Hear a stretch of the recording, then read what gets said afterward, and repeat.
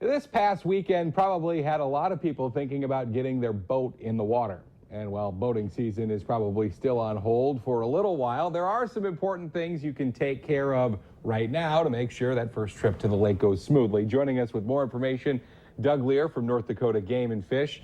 I guess the first, maybe most important thing is where do we start to make sure our boats are legal for the season? You know, and a lot of times boaters first start thinking about, well, let's get the thing gassed up, let's make sure the engine is running, the trailer is all set to go. And actually, one of the first things we want to remind people to do is pretty simple, pretty basic. It's not about a fishing license. I mean, life jackets are important, but the boat registration, and part of the reason that becomes so important this time of year is the fact that there's so many transactions that takes place. You know, we've had all these sport shows and boat shows that have taken place where people are buying boats.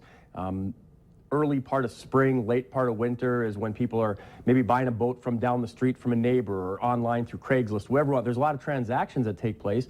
And we also want to remind, regardless of whether you bought a new boat or a used boat, that you need to transfer the registration as well, transfer the name on there, transfer the registration information. So it seems pretty fundamental, it seems pretty basic, but at times those kind of administrative details get lost in the shuffle. When boat registrations get mailed out in the middle of wintertime, people can put them on the end of the coffee table and just completely and totally forget about it. So we just want people to just, whether it's today or tomorrow, sometime here very soon, take a look at your boat, check the registration, see if it's still current, and if you bought a boat, make sure that you got the registration transfer taking place as well, Kyle. As far as cost, any changes that people would want to know about? Yeah, and the thing about it is we register our boats on a 3-year type prorated basis, so they're not expiring right now. If you are transferring that boat, it's a smaller boat under 16 feet, it's $12. The mid-sized boats from 16 to 20 feet